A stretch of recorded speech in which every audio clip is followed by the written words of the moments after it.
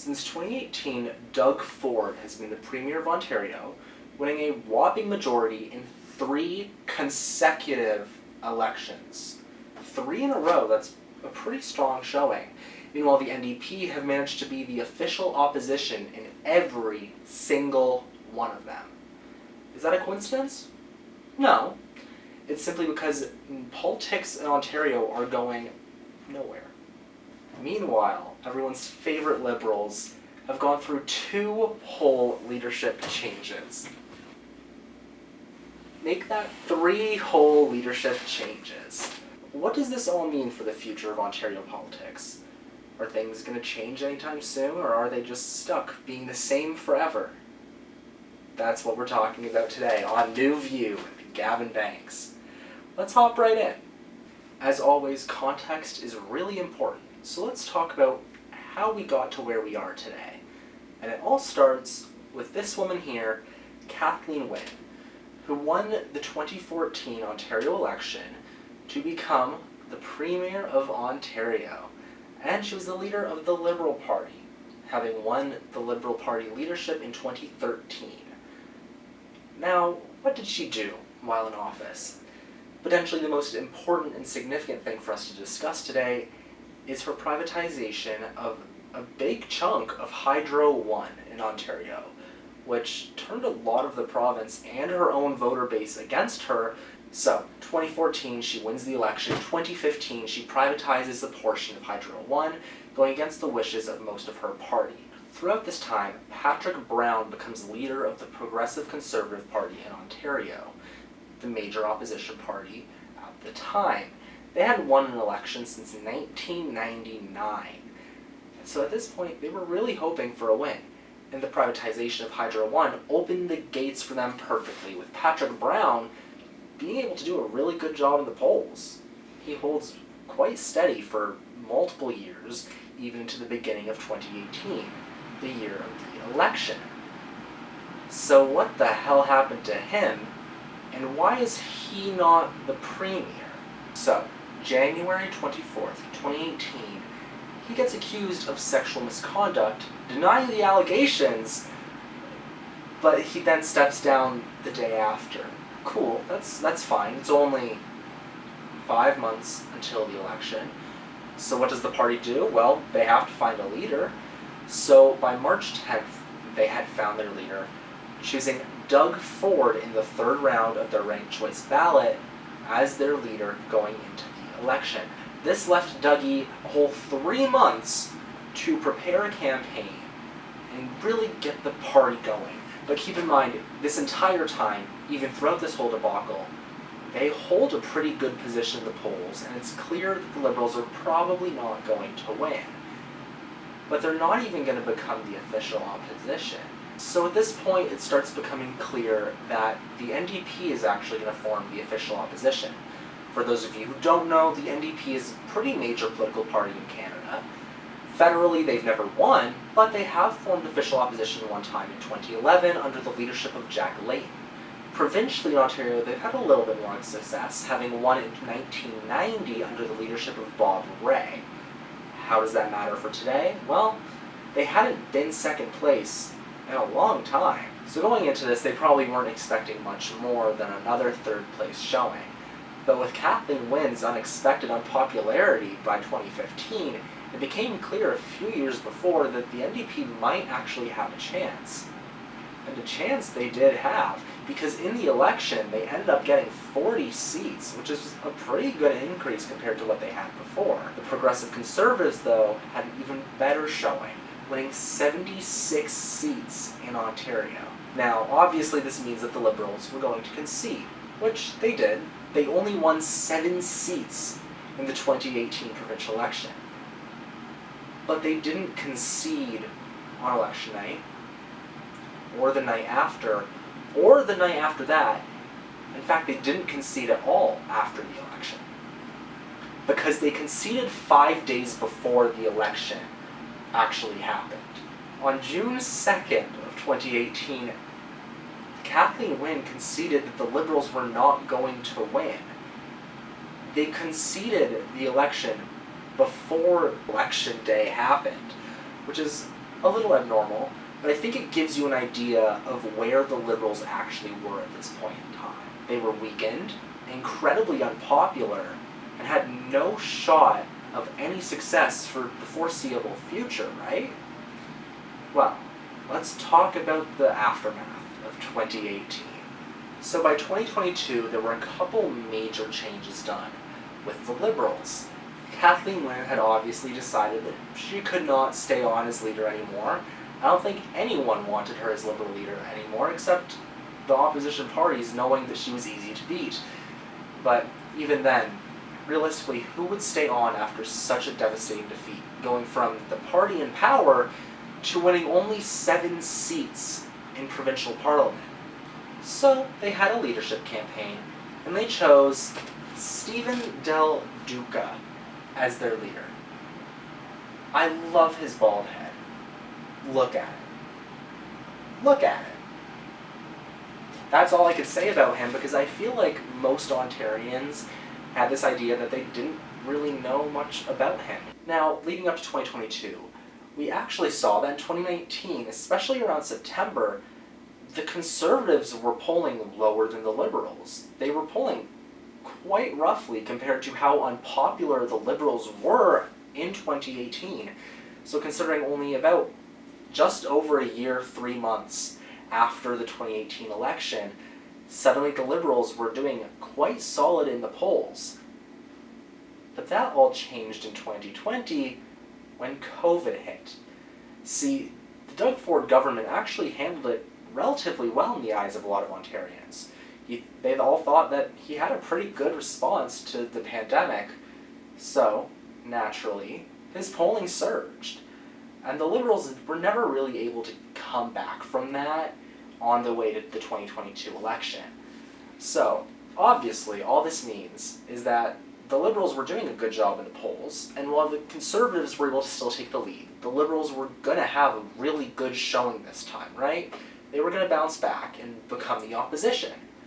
Well, they did such an amazing job that they went from a sad little 7 seats to a whopping 8 seats in Queen's Park.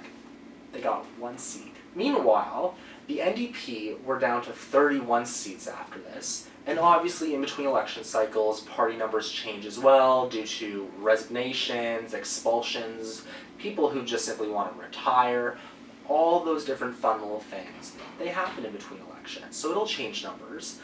So the NDP lost a couple numbers in between, but in this election they went down to 31 total seats, which isn't bad. They were still able to hold on to opposition, but they were still losing numbers. Not a great look. And the PCs, well, they surged up to 83 seats. Even with people resigning, changing, by-elections happening, the PCs were still able to maintain a pretty good increase up to 83 seats, an even stronger majority than they had the election prior. But obviously the Liberals still had a rough showing, even with Stephen Del Duca at the helm. So now where does politics in Ontario go between 2022 and the 2026 provincial election? Well, that's what we're going to talk about now. So following 2022, Andrea Horwath saw the dwindling support for the NDP and saw the decrease in seats, and despite having been leader since 2009, she decided that it was time to step down. A lot of people saw her as screechy, whiny, complainy. That's a lot of stuff I heard people saying about her all the time, regardless of what party they supported. So obviously when they chose a new leader, they would choose someone different. So they chose Merritt Stiles, who has gotten the exact same complaints as Andrea Horwath. But it's fine. I mean, it's possible that the other candidates just weren't as great. And, I mean, that's true.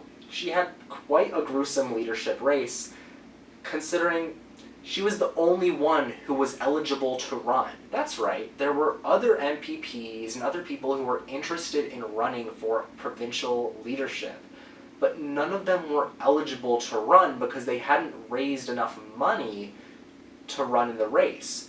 Meaning Merritt Stiles won the leadership by default. She didn't have to be voted on, she didn't have to compete against anyone, she won it just because it was pretty much handed to her, which kind of makes you wonder if she's even the best leader for the NDP. Obviously, going into the next election, she was going to be prepared. And also, the Liberals weren't going to keep Stephen Del Duca. So there was bound to be a new challenger coming from the Liberal side. And that's where we once again get back to Bonnie Crombie. Bonnie Crombie's a former mayor of Mississauga, so it seemed like a pretty good bet that she would be able to pull some of the GTA ridings that tend to vote alongside Doug Ford. Going into the election, you have Bonnie Crombie leading the Liberals, someone who's a former mayor of Mississauga, and is bound to be able to pull some pretty solid seats in the GTA, dwindling Doug Ford's numbers. You have the NDP with the new leader at the helm who is completely different from the leader before, and you still have Doug Ford doing really well in the polls. People would get upset with him at the beginning and seemingly realize the other party leaders sucked, so they would go back to supporting him. And that really showed on this campaign trail leading up to 2026. I mean, he was never once at risk of losing. It was mainly the Liberals and NDP who were swapping popular vote share. And that's why Doug Ford actually called an early election. See, instead of the election happening in 2026 like it was planned every 4 years, he decided to call an early election in February of this year, 2025, because he was doing really well in the polls, especially after the Donald Trump tariff threats that happened towards the beginning of 2025. It was clear that people were riding high on patriotism and incumbents. So Doug Ford capitalized, and the election season began, running for the entire month of February, ending at the very end. So what changed in this election? What was the seat difference? Pretty much nothing. In fact, the Conservatives got 80 seats, only a 3-seat difference compared to the prior election. The NDP were down 4 seats to 27 seats. But the Liberals did pick up pace, going from 8 seats to 15 seats. But one of the biggest surprises of the night was actually the fact that the Liberals still did so poorly, and the NDP were able to hold on to official opposition status. An even bigger surprise was Bonnie Crombie losing her own riding. That's right, the former mayor of Mississauga, running as the leader of a major political party, lost her riding in Mississauga. So that's the state of the Liberal Party at the moment, and what leads to Bonnie Crombie stepping down as Ontario Liberal leader. She was only able to get 57% approval from Liberal Party members to stay on as leader. With such an abysmal showing, there was no way that she could stay on as leader. I mean, she lost her own riding, and that's what a lot of the discussion after the election was about. It wasn't about who actually won or lost, who got opposition, but rather Bonnie Crombie's failure as a candidate and as party leader. But why were people shocked also by the Liberals doing so poorly compared to the NDP? The NDP were actually projected to lose a lot more seats, and the Liberals were projected to gain a lot more. In fact, the NDP, there were a lot of people who expected them to go back to 3rd place. So what happened? Well, the NDP actually had surprisingly high vote efficiency. If you don't really know what that is, it basically means that your votes are in the right spots. So even though they got less than 1 million votes province-wide, they got 3rd place in the vote share by multiple percentage points. Since their voters were all concentrated in the right places, they were able to pick up wins, even in ridings that they were projected to easily lose to Conservatives or Liberals. Whereas the Liberals didn't have good vote efficiency.